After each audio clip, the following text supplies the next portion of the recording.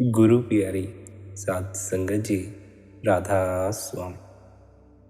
प्यारी संगत जी, इसमें कोई शक नहीं कि आप सभी अपने गुरु से प्रेम करते हैं। गुरु से प्रेम के फलस्वरूप आप हर दिन गुरु का उपदेश सुनने के लिए हाजिरी लगाते हैं, पर हमें उस उपदेश को मात्र सुनकर या समझकर ही नहीं छोड़ देना है। हमें गुरु के उपदेश पर अमल भी करना है। अमल करने का अर्थ है कि हम निरंतर भजन बंदगी किया करें। गुरु ने जो हमें हिदायतें दी हैं, हम उसके अनुकूल अपने जीवन को ढालें। आप देखें, हमने अपने जीवन को इस संसार के साथ जुड़कर ऐसे ढंग में ढाल लिया है कि फिर जीवन में चिंता और परेशानी होना स्वाभाविक ही हो जाता है। भीतर क्रोध भी इकट्ठा हो गया है, काम भी इकट्ठा हो गया है, लोभ भी इकट्ठा हो गया है, मोह भी इकट्ठा हो गया है, अहंकार भी इकट्ठा हो गया है। मजे की बात तो यह है कि इन 5 विनाशकारी विकारों में भी हमें रस आने लग जाता है, हमें स्वाद आने लग जाता है। इसी कारण से तो हम क्रोध नहीं छोड़ पाते। हमें क्रोध में भी रस आता है। क्यों तो हमने लाख सुना हो कि क्रोध अग्नि के समान है, सब जलाकर राख कर देता है। और हमें भी कई बार क्रोध करने का नतीजा देखने को मिलता है, लेकिन फिर भी इस सब के बावजूद हमसे क्रोध नहीं छूटता, क्योंकि अब उसमें भी रस आने लग गया है। अब क्रोध में भी स्वाद आने लग गया है।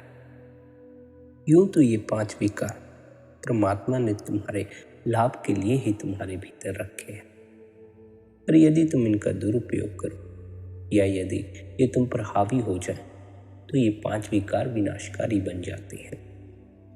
इन 5 विकारों से बचने के लिए हमें गुरु के उपदेश पर अमल करना चाहिए। गुरु का उपदेश क्या है?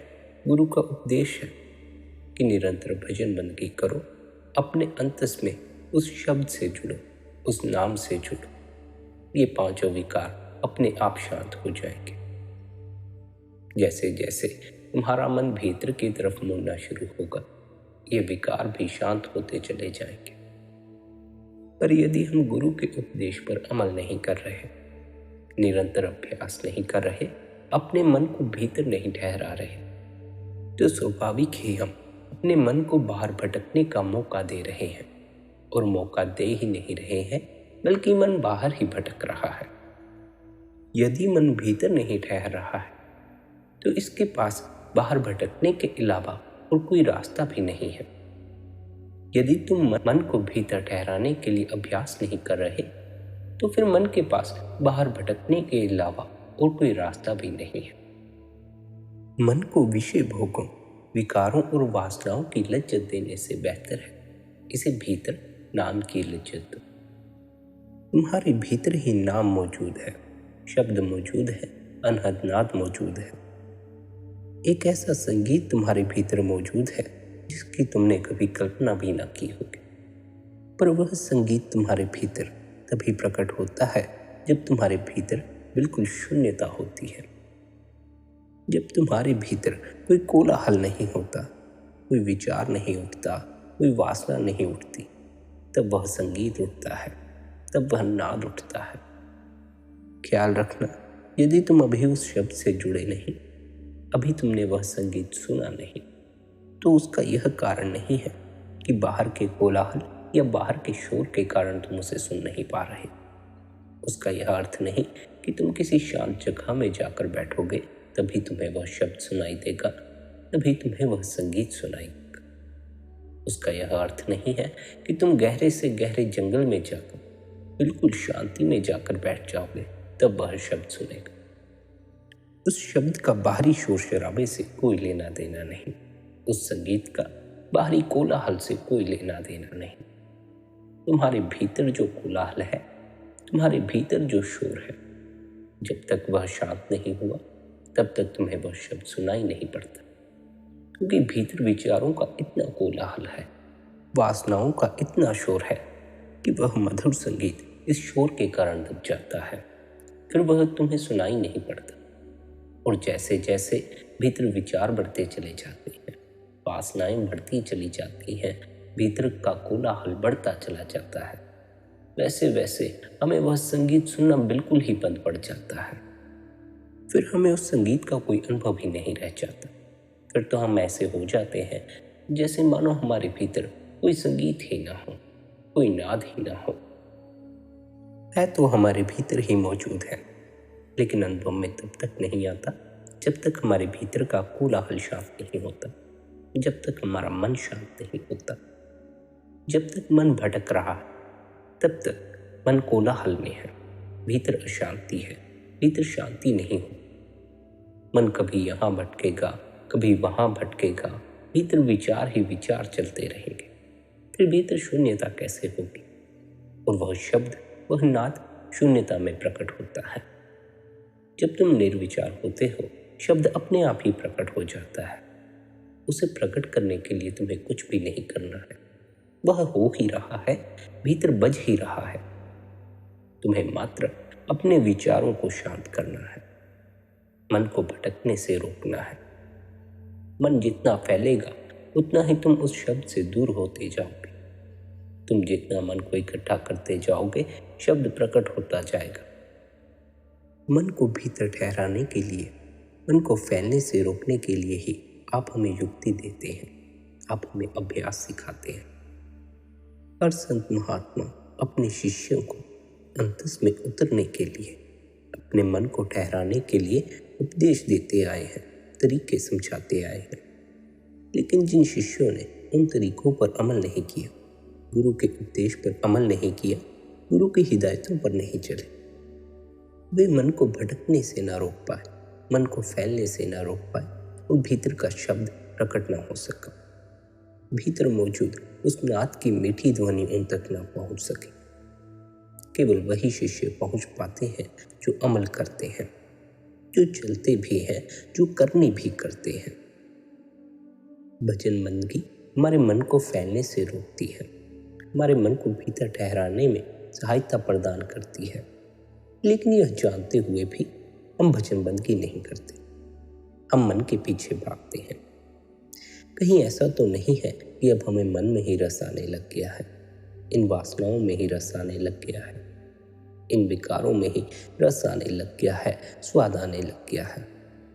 आमतौर पर तो ऐसा ही होता है। हमें मन के पीछे लगकर चलने में बड़ा मजा आता है, हमें इन वासनाओं में रस आने लग जाता है। जब हमारा ख्याल ही इन विकारों की तरफ है, इन वासनाओं की तरफ है, विषय भोगों की तरफ है, तो भला फिर हम भजन बंदगी कर कैसे पाएंगे? जब हमारा ख्याल ही मालिक की तरफ नहीं, तो फिर भजन बंदगी करने के लिए हमें भीतर से क्या प्रोत्साहित करेगा? मन को इन बाहरी रसों से बेलाग करो और इसे भीतर के उस रस का स्वाद चखाओ, भीतर के उस अमृत का स्वाद चखाओ, भीतर मौजूद उस शब्द के साथ जोड़ो। विचारों का कोलाहल शांत हो जाए, तुम्हारे भीतर का भार हल्का हो जाए, तो वह शब्द तुम्हें सुनाई देने लग जाएगा। लेकिन आंख बंद करके बैठते हो भीतर विचारों को शांत करने के लिए, विचारों में ही खो जाते हो। विचारों से मुक्त होने के लिए बैठते हो, विचार ही पकड़ लेते हैं। फिर मुश्किल से मुश्किल 10-15 मिनट ही आंख बंद करके बैठ पाते हो। विचार प्रीतिकर मालूम पड़ते हैं, विचारों में भी एक रस छिपा हुआ है। कभी प्रेमी का विचार आ जाता है तो तुम उस विचार के साथ हो लेते हो। फिर तुम भूल ही जाते हो कि तुम निर्विचार होने के लिए बैठे थे, विचारों से मुक्त होने के लिए बैठे थे। तुम विचार में ही खो जाते हो। विचार इतना प्रीतिकर मालूम पड़ता है कि फिर उसे तुम छोड़ ही नहीं पाते। तुम अपने कमरे में बैठे होते हो, विचार तुम्हें बाजार में पहुंचा देता है, विचार तुम्हें तुम्हारे दफ्तर में पहुंचा देता है, विचार तुम्हें तुम्हारे किसी रिश्तेदार के घर पहुंचा देता है। और जो कुछ भी उस विचार के दौरान घटता है, तुम्हें भी उसमें रस आता है, तुम भी पूरा पूरा आनंद लेते हो। तुम यह भी शक नहीं करते कि तुम अपने कमरे में बैठे हुए हो, ना कहीं गए, ना किसी से मिले, ना किसी से कुछ कहा। लेकिन जो विचारों में घट रहा है वही तुम्हें सत्य मालूम प्रतीत होता है, उसे तुम सत्य समझ लेते हो और उस विचार के साथ ही चलते रहते हो। विचार से मुक्त होने का यही उपाय है कि तुम विचारों के साथ कोई छेड़खानी न करो। जब भी आंखें बंद करके ध्यान में बैठो, वचन बंदगी में बैठो, तो विचारों की तरफ ध्यान मत दो। विचार उठेंगे ही, तुम उनका दमन मत करना और ना ही उनके साथ हो ले। समझो, तुम्हें तुम्हारी प्रेमिका का विचार उठा, या तुम्हें तुम्हारे बच्चों का विचार उठा, या अपनी दुकान का विचार उठा, या किसी और चीज का विचार उठा, तो निर्विचार होने के लिए तुम्हें उस विचार को हटाना नहीं है। निर्विचार होने के लिए किसी भी विचार को हटाने की आवश्यकता नहीं है। यदि तुम हटाने का प्रयास करोगे तो वह दमन हो जाएगा। दमन से चीजें और भी बिगड़ जाती हैं, क्योंकि विचार को हटाने का अर्थ होगा कि तुम उसे अपने भीतर और भी गहरे में दबाते चले जा रहे हो। जितना तुम दबाओगे, जितना तुम दमन करोगे, अगली बार वह उतनी ही तेजी से जोर डालेगा। इसलिए निर्विचार होने के लिए विचारों का दमन मत करना, विचारों को हटाने का प्रयास मत करना। दूसरा, यदि तुम विचारों को हटा नहीं रहे हो तो इसका अर्थ यह हुआ कि भीतर विचार चलता रहेगा। यदि तुमने हटाया नहीं तो भीतर मौजूद रहेगा। अब उस अवस्था में क्या करना है कि उस विचार को मात्र देखते रहना है। जो भी विचार उठा हो उसे मात्र देखते रहो। हमारी परेशानी यह है कि भीतर जो विचार उठता है हम उससे जुड़ जाते हैं। या तो हम दमन कर देते हैं या तो हम चिपक जाते हैं।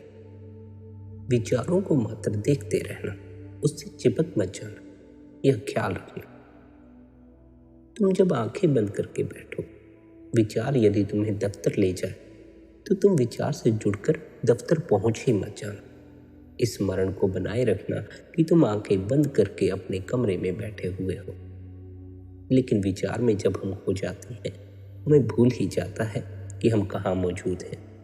हम उस विचार के साथ ही पहुंच जाते हैं जहां भी विचार पहुंचता है। प्रेमी का विचार आए तो हम अपने प्रेमी के पास पहुंच जाते हैं। बाल बच्चों का विचार आए तो हम अपने बाल बच्चों के पास पहुंच जाते हैं। दफ्तर का विचार आए तो हम अपने दफ्तर में पहुंच जाते हैं। लेकिन असल में हम कहीं भी नहीं जाते, मात्र अपने भीतर ही भीतर घूमते रहते हैं। इसलिए ना तो विचारों का दमन करना और ना ही विचारों के साथ चिपक जाना, मात्र विचारों को देखते रहना। विचारों को देखते रहने से ही विचार विलीन हो जाते हैं। यदि तुम विचारों को मात्र देख रहे हो तो विचार ज्यादा समय तक नहीं टिकता, उठता है और फिर विलीन हो जाता है। लेकिन यदि तुम विचार से चिपक जाते हो तो विचार चलता ही चला जाता है। चलते कहीं से हो, पहुंच कहीं जाते हो। ना तो अच्छे विचारों की फिक्र करो, ना ही बुरे विचारों की फिक्र करो। जो भी विचार उठे, जैसा भी विचार उठे, उसे मात्र देखते रहो। तुम विचार नहीं हो, तुम्हारा विचारों से एक अलग अस्तित्व है। लेकिन तुम अपने को विचार समझे बैठे हो, और इस तरह विचार समझे बैठे हो कि जब कोई बुरा विचार उठता है तो तुम उसका दमन करने लग जाते हो, उसे दबाने लग जाते हो, क्योंकि बुरा विचार तुम्हें पीड़ा पहुंचाता है। इसलिए तुम सुख के विचारों को प्रोत्साहित करते हो। तुम सुख के विचारों से चिपक जाते हो। तुम सुख के विचारों को लंबा खींचते हो। अपने आप को विचार समझ लेते हो, इसलिए विचारों के आधार पर ही जीते चले जाते हो। फिर दमन और चिपकाहट का सिलसिला शुरू हो जाता है। बुरे विचार तो दबते चले जाते हैं और सुखद विचार चिपकते चले जाते हैं, लंबे होते चले जाते हैं। फिर विचार ही सत्य मालूम पड़ने लग जाते हैं। फिर विचार ही हमें अपना जीवन लगने लग जाते हैं। ना तो अच्छे विचार के साथ चिपक जाओ, ना ही बुरे विचार का दमन करो। तुम विचार नहीं हो, तुम तो विचारों को देखने वाले हो। आंखें बंद करो, बैठो और देखो, जो विचार उठता है उसे देखते रहो। यदि तुम थोड़ा साहस करो, किसी विचार का दमन ना करो, किसी विचार के साथ चिपको ना, मात्र विचार को देखते रहो, तो तुम कुछ ही समय में पाओगे कि कोई भी विचार ज्यादा समय के लिए नहीं टिकता। धीरे धीरे विचार विलीन होने लगेंगे। तुम्हारे देखते देखते ही एक ऐसी अवस्था आएगी जब पूरी तरह विचार विलीन हो जाएंगे, जब तुम पूरी तरह निर्विचार हो जाओगे, जब तुम्हारे भीतर का कोलाहल शांत हो जाएगा, भीतर का शोर शराबा शांत हो जाएगा। फिर वह शब्द प्रकट होता है, फिर वह संगीत सुनाई देता है, फिर वह मीठी धुन मदमस्त कर लेती है। फिर पहली दफा पता चलता है कि गुरु किस शब्द की बात कर रहे हैं, किस नाम की बात कर रहे हैं, किस संगीत की बात कर रहे हैं। भजन बंदगी द्वारा, ध्यान द्वारा, भजन सिमरन द्वारा हमारे विचार शांत होते हैं, हमारा मन ठहरना सीखता है, हमें भीतर से शब्द की वह मीठी लज्जत हासिल होती है। लेकिन बात वहीं आ जाती है कि हम अमल करते हैं या नहीं, हम गुरु के उपदेश पर चलते हैं या नहीं। पर क्योंकि भीतर की इस यात्रा का हमें कोई अनुभव नहीं होता, मन को ठहराने की कोई तरकीब पता नहीं होती, इसके लिए आवश्यक होता है कि हम किसी नाम के वाकिफदार गुरु से अभ्यास की युक्ति लें। क्योंकि हम प्रकाश की खोज में हैं, लेकिन जब हम आंखें बंद करके बैठते हैं तो भीतर अंधकार मौजूद है। गुरु दो शब्दों को जोड़कर बनता है, गु और रू। गु का अर्थ होता है अंधकार और रू का अर्थ होता है अंधकार को दूर करने वाला। हम प्रकाश की खोज में हैं, हमारे भीतर अंधकार है। गुरु ही हमारे भीतर के अंधकार को दूर कर सकता है। गुरु का अर्थ है जिसके अंतस का दिया जल गया है, जिसके भीतर रोशनी हो गई है, सूरज हो गया है, जिसके अंग अंग से, झरोखों से रोशनी झर रही है, और जो भी उसके पास बैठेंगे वे भी उसी रोशनी में नहा जाएंगे। उस प्रभा मंडल से वे भी आंदोलित हो जाएंगे। जो स्वर गुरु के भीतर बज रहा है, उसकी चोट तुम्हारे हृदय की वीणा पर भी पड़ने लगेगी। यही कारण है कि हमें गुरु के सत्संग में जाने का उपदेश दिया जाता है, क्योंकि गुरु की मौजूदगी में बैठकर उस प्रकाश की रोशनी हम पर भी पड़ जाती है। जो गुरु ने जाना है उसे गुरु जना नहीं सकता, जो जाना है उसे बता नहीं सकता, लेकिन उसके पास बैठे तो बिना कहे कुछ कह दिया जाता है और बिना बताए कुछ बता दिया जाता है। उसकी मौजूदगी, उसकी उपस्थिति तुम्हें तरंगित कर देती है, तुम्हें आनंद से भर देती है। तुमने देखा होगा, जब भी तुम गुरु की मौजूदगी में होते हो, तुम चिंता से मुक्त हो जाते हो, भार से मुक्त हो जाते हो। गुरु का प्रभा मंडल ही ऐसा है कि वह तुम्हें भी उस मदमस्ती में खींच लेता है, उस आनंद में मस्त कर देता है। गुरु के पास जाने का, गुरु के सत्संग में जाने हमें बड़ा ही लाभ मिलता है। रोशनी के पास बैठोगे, अगर आंख बंद करके भी बैठोगे तो भी रोशनी में नहा जाओगे। संगीत चाहे सुनाई भी ना पड़े तो भी तुम्हारे रोए रोए को स्पर्श करेगा, और सुगंध चाहे तुम्हारे नासापुट सक्रिय न भी हो तो भी तुम्हारे नासापुटों तक आएगी, तुम्हारे फेफड़ों तक पहुंचेगी। और सुगंध तुम्हारे फेफड़ों तक पहुंच जाए तो नासापुट सक्रिय हो जाएंगे, और रोशनी तुम्हारे रोए रोए को नहला दे तो आंखें खुल जाएंगी। तुमने देखा होगा, गुरु के पास जाकर, गुरु के सत्संग में जाकर हवा भी बदल जाती है, सांस में भी एक ताजगी आ जाती है।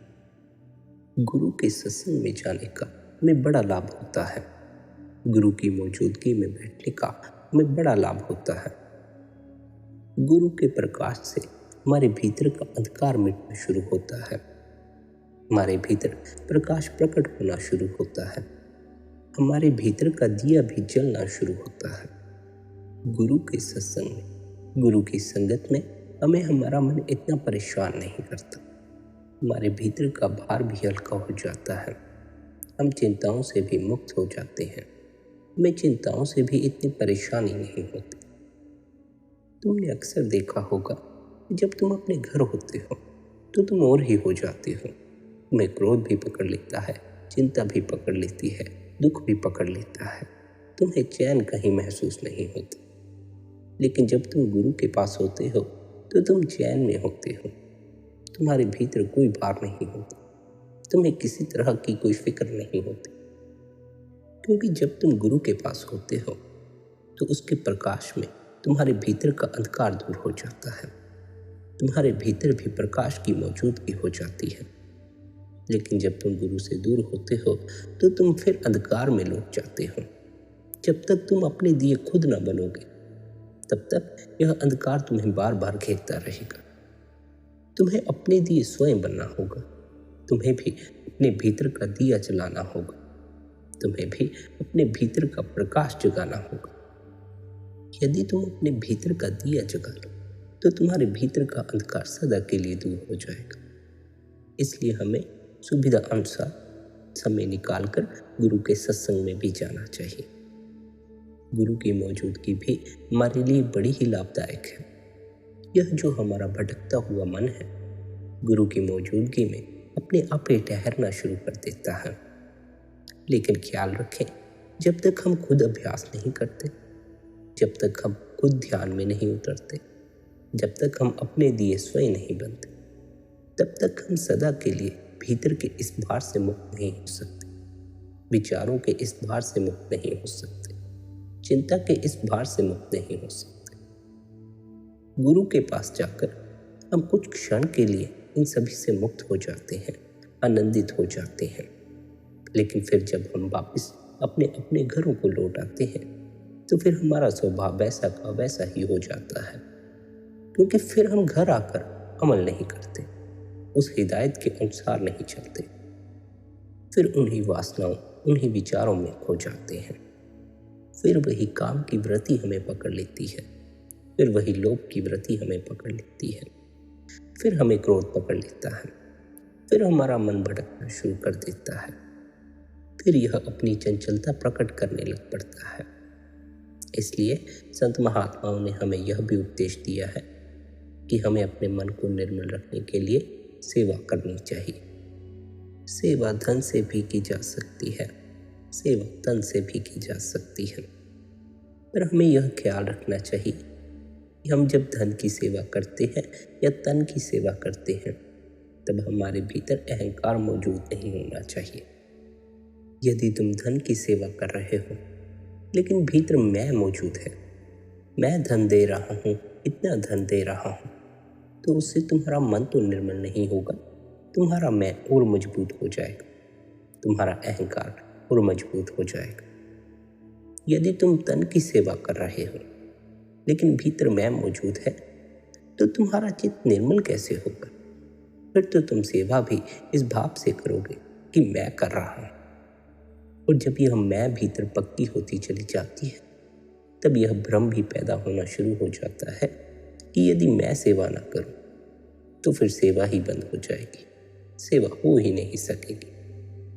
तुम तन की सेवा करो या धन की सेवा करो, मगर ख्याल रखना उससे तुम्हारा मन निर्मल होता हो, उससे तुम्हारी मैं मजबूत न होती हो, उससे तुम्हारा अहंकार मजबूत न होता हो।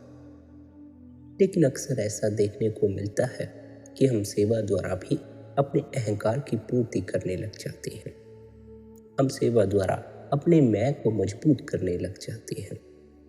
हम सेवा द्वारा भी प्रशंसा हासिल कर लेना चाहते हैं, लोगों से सम्मान हासिल कर लेना चाहते हैं, अपनी मान बढ़ियाई करवा लेना चाहते हैं, अपनी वाहवाही करवा लेना चाहते हैं। जब हम अपनी मैं को आधार बनाकर सेवा करने लगते हैं तो हमारा मन निर्मल होने की बजाय और भी विकृत हो जाता है, क्योंकि फिर हम सेवा में भी प्रथम आ जाना चाहते हैं, सबसे आगे हो जाना चाहते हैं। फिर हम चाहते हैं कि सब यह कहे कि हमसे बेहतर सेवा कोई कर ही नहीं सकता।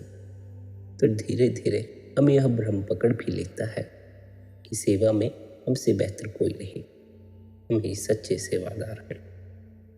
हम अपने अहंकार को इतना मजबूत कर लेते हैं कि हम भूल ही जाते हैं हम सेवा किस लिए कर रहे थे। हम सेवा अपने मन को निर्मल करने के लिए करते हैं। अक्सर सेवा करने वाले आपस में झगड़ा करने लग जाते हैं। उसका यही कारण है कि सेवा तो वे कर रहे होते हैं, लेकिन भीतर मैं को लेकर सेवा करते हैं, भीतर अहंकार को लेकर सेवा करते हैं। इसीलिए आप हमें हिदायत देते हैं, संत महात्मा हमें हिदायत देते हैं कि यदि तुमसे कोई अन्य सेवा हो या ना हो, उसकी फिक्र मत करना, लेकिन तुम भजन बंदगी की सेवा अवश्य करना, क्योंकि भजन बंदगी की सेवा से ही तुम्हारा अहंकार मरता है, तुम्हारी मैं मरती है। संत सद्गुरु के लिए हम जो सबसे ऊंची सेवा कर सकते हैं वह भजन बंदगी की ही सेवा कर सकते हैं। यदि तुम भजन बंदगी की सेवा नहीं करते, बाकी अन्य सेवा करते हो, तो तुम्हारा जन्म मरण के चक्कर से छुटकारा नहीं होता। तुम 84 के चक्कर से बाहर नहीं निकल सकते, क्योंकि भजन बंदगी की सेवा के बगैर अहंकार नहीं मरता, मैं का भाव नहीं मरता। और जब तक तुम्हारे भीतर ये मैं का बोध है, मैं का भाव बना हुआ है, तब तक तुम सेवा में भी अपनी मैं को जोड़ लोगे। जहाँ भी मैं जुड़ती है वहाँ फल की इच्छा स्वाभाविक ही जुड़ जाती है। फिर तुम सेवा भी पूर्ण हृदय से नहीं कर पाओगे, कोई ना कोई इच्छा भीतर बनी ही रहेगी। मैं के भाव से मुक्त होगे तो पाओगे कि सब कुछ करने कराने वाला वह मालिक है, वह सद्गुरु है, वह परमात्मा है। तुम धन की सेवा करो, धन की सेवा करो या भजन बंदगी की सेवा करो, सब कुछ उस कुल मालिक की दया मेहर से होता है। लेकिन तुम जो या अपने आप को बीच में ले आते हो, तुम जो अपनी मैं को इसके साथ जोड़ देते हो, यह मैं ही तुम्हें उसकी दया मेहर से दूर कर देती है। जब तुम सोचते हो मैंने किया, तब तुम्हें उस कराने वाले की कोई याद नहीं आती। जब तुम अपनी मैं में खोए हुए होते हो, तब प्रभु का स्मरण आना बड़ा ही मुश्किल हो जाता है। जब तुम्हारी मैं को चोट पहुंचती है, जब तुम्हारी कोई हार हो जाती है, कोई असफलता हाथ लग जाती है, कोई पीड़ा पहुंचा जाता है, तब कहीं जाकर तुम्हें उस कुल मालिक की याद आती है, उस परमात्मा की याद आती है। मालिक को हर समय याद रखो तो पीड़ा आए ही नहीं, तो चिंता आए ही नहीं। तुम मालिक को भूल जाते हो, अपनी मैं में खोए खोए रहते हो, इसलिए पीड़ा भी आती है, दुख भी आता है। मालिक का स्मरण बनाए रखो, मालिक की याद बनाए रखो, मालिक से जुड़े रहो, निरंतर अभ्यास करते रहो और हर समय मालिक से जुड़े रहो। ऐसा नहीं है कि दिन में एक बार अभ्यास कर लिया, एक बार ध्यान में बैठ गए तो फिर पूरा दिन तुम कुछ भी करते रहो। तुम्हें अपने पूरे दिन का माहौल भजन बंदगी के अनुसार ढालना है, ध्यान के अनुसार डालना है। संसार में इतनी लुभावनी वस्तुएं हैं कि तुम उनमें खो जाते हो, तुम्हें मालिक भूल जाता है। ऐसा उनमें खोए रहते हो कि परमात्मा की कोई याद नहीं आती। लेकिन यह तुम्हारा अपना प्रयास है, तुम्हें ही यह यात्रा करनी होगी, तुम्हें ही ध्यान में उतरना होगा। जैसे जैसे तुम मालिक को याद करना शुरू करोगे, निरंतर अभ्यास में बैठना शुरू करोगे, तुम धीरे धीरे मालिक से जुड़ते भी जाओगे। फिर तुम्हें संसार में भटकने की कोई आवश्यकता न रह जाएगी। फिर तुम्हें अपने अंतस में ही रस आने लगेगा। तुम्हें मन को बाहर फैलाने की बजाय भीतर ठहराने में आनंद आने लगेगा। तुम्हें भजन बंदगी में आनंद आने लगेगा। फिर आवश्यक यही है कि तुम भजन बंदगी की सेवा अवश्य करते हो। यदि तुम यही सेवा नहीं करते तो फिर तुम्हारी अन्य सेवा का भी जो फल मिलेगा उसका कोई महत्व न रह जाएगा, क्योंकि हमारा असल लक्ष्य तो जन्म मरण से छुटकारा पाना है। इस जामे में बैठकर उस मालिक की भक्ति कर लेना है, उससे मिलाप कर लेना है। और उसके लिए आवश्यक है कि हम भजन बंदगी करते हो। मालिक से मिलाप करने का हमारे पास जो रास्ता है वह ध्यान का रास्ता है, भजन सिमरन का रास्ता है। जिसे भी मालिक से मिलाप करना हो, जिसे भी अपने भीतर के शब्द से जुड़ना हो, उसके लिए आवश्यक है कि वह निरंतर भजन बंदगी करे। प्यारी संगत जी, यदि आपको आज के इस सत्संग द्वारा आपके सवालों के जवाब मिले हो तो सत्संग को शेयर करें, ताकि यदि अन्य किसी और के सवाल हो तो उन्हें भी उनके जवाब मिल सके। और पुराने सत्संग भी सुना करें, उनमें भी आपको आपके कई सवालों के जवाब मिल जाएंगे। राधा स्वामी जी।